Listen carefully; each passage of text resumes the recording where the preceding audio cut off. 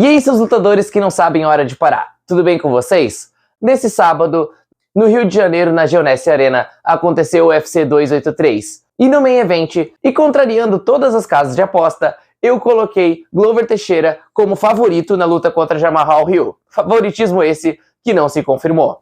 Já no começo da luta, eu vi algo muito estranho.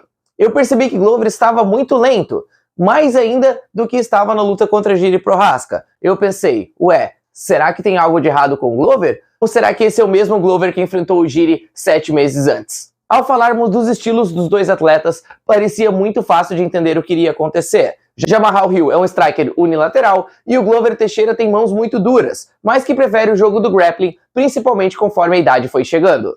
Dito isso, a luta começou com o Glover já mostrando para o que veio. Tentou agarrar as pernas de Jamahal Hill, só que diferentemente do que ele fez nas lutas anteriores, ele estava telegrafando. Não parecia ser o Glover que a gente era acostumado a ver. Glover normalmente tenta combinações de golpes para daí sim tentar uma queda. Dessa vez não foi isso que aconteceu.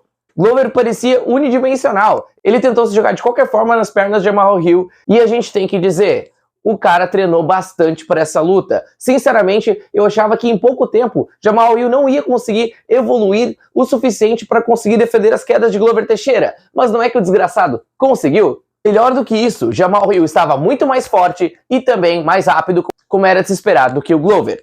Ele acertava combinações de jab direto muito antes que Glover conseguisse fazer qualquer coisa. Glover parecia muito lento, parecia desajustado na luta, e isso me fez lembrar de uma frase de Dana White.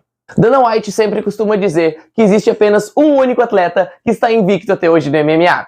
E esse atleta se chama Tempo. O Tempo nunca perdeu uma luta e ele sempre vai deixando pessoas para trás. Eu até vi comentários nas redes sociais do pessoal dizendo, nossa, mas covardia colocar o Glover Teixeira contra um cara tão jovem. Mas, gente, apesar da idade, o Glover estava no topo da cadeia. Ele tinha acabado de ganhar o cinturão do Ian Blachowicz, acabou perdendo para o Jiri Prochazka numa luta no qual ele estava dominando. E Glover Teixeira estava, sim, rápido, a ponto de conseguir trocar mãos com o Jiri Prochazka, que é tão rápido, se não mais, que o Jamahal Hill. Mas aí você me pergunta, Lucas, pra você, o que aconteceu? Simples. Quando você chega numa idade avançada como a do Glover Teixeira, que é 43 anos, um mês já faz muito mais diferença do que para qualquer outro atleta.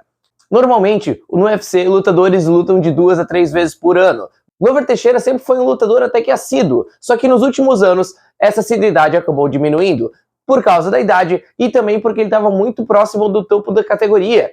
E ali, ele só conseguiria lutar contra os melhores. E contra os melhores, são menos oportunidades e menos lutadores disponíveis. E eu sou capaz de apostar com vocês, se Glover Teixeira tivesse enfrentado o Jamahal Hill na mesma noite que ele perdeu do Jiri Prochazka, eu acredito que o resultado seria bem diferente. Porque se vocês assistirem a luta, a velocidade do Glover era outra. Esses 7 meses fizeram diferença, como não fazem para qualquer nenhum outro lutador que tem uma idade mediana ou uma idade mais saudável para a luta.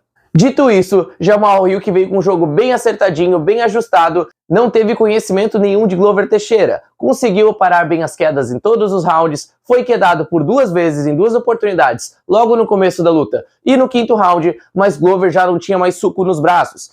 Já não era o ground and pound mais violento da divisão. Infelizmente, foi um mismatch total. Mas o que dá pra tirar de bom dessa luta? Dá pra tirar que Glover Teixeira é o Rocky Balboa brasileiro. E ele entregou tudo dentro do octógono. Não desistiu em nenhum minuto e apanhou demais. Eu achei até que o juiz ia parar a luta, da mesma forma que parou da luta com o Davidson contra o Moreno. Inclusive, vou até fazer um vídeo sobre essa luta. Mas, por sorte, o juiz deixou continuar. E deixou o Glover se provar até o final. E eu acredito que no final do 5º round, o Jamahal Hill viu que o Glover não tinha mais chances e aí parou de bater. Deu uma segurada para o Glover poder aproveitar os últimos segundos dele no ringue. Até porque Glover tinha sangue nos olhos, não conseguia mais enxergar o Jamahal Hill e ele não conseguia fazer mais nada. Ele não conseguia nem chegar perto do Jamahal Hill, que acertava ele muito antes que ele conseguisse até perceber que os golpes estavam vindo. Então só resta a gente agradecer pela vitoriosa carreira que Glover teve. Se tornou campeão aos 42 anos, ele não deve mais nada para ninguém, a não ser orgulho de nós brasileiros. Com certeza ele será um Hall da Fama por tudo que ele fez pelo esporte. Pois imagine você chegar num país como os Estados Unidos de forma ilegal, não conseguir lutar por anos, ter que trabalhar clandestinamente e finalmente, quando consegue lutar pelo UFC, você já está velho. Começa a subir a ladeira, enfrenta John Jones, apanha, John Jones sai da categoria e você sobe a ladeira de novo e você consegue ser campeão.